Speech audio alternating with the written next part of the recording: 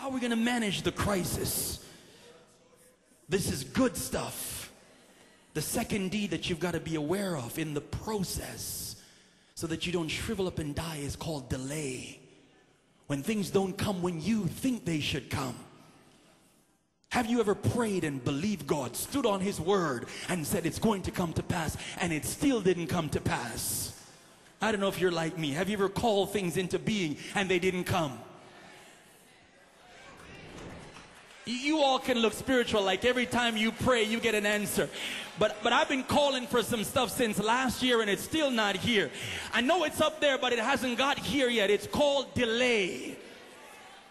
Oh, I hear some people talking to me now. You can go ahead and preach. It is on the way. Can I talk to you about Jairus? He would say, who's Jairus? If I said to you, can I talk to you about the woman with the issue of blood? You'd say, yes, I know the story. But the problem with that is the story was not about the woman with the issue of blood. It was Jairus' moment. What do you do when someone steps over you and gets the glory before you?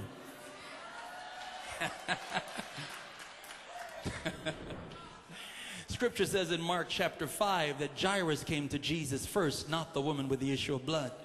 Jairus had a pressing need, not the woman with the issue of blood. He had just come over from Gennesaret, the other side. And Jairus, the ruler of the synagogue, I love it. He's the Rosh HaKnesset. He is the ruler of the house. He comes to Jesus and he says, my little girl is at the point of death.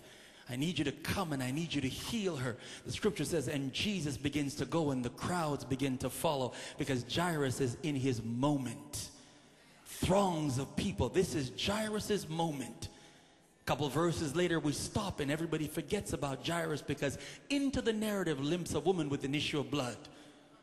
And she becomes the star character on the stage. She comes and we preach her but we forget Jairus.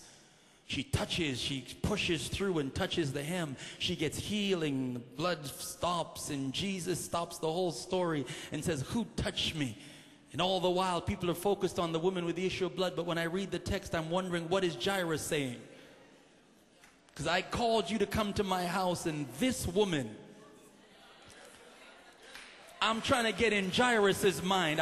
I'm not looking at the woman that got a blessing. I'm trying to get in Jairus' mind because Jairus is on a clock. Because his little girl is at the point of death. This woman is not at the point of death. We could have healed my daughter and come back and stopped her bleeding. My girl is at the point of death. What happens when somebody goes before you?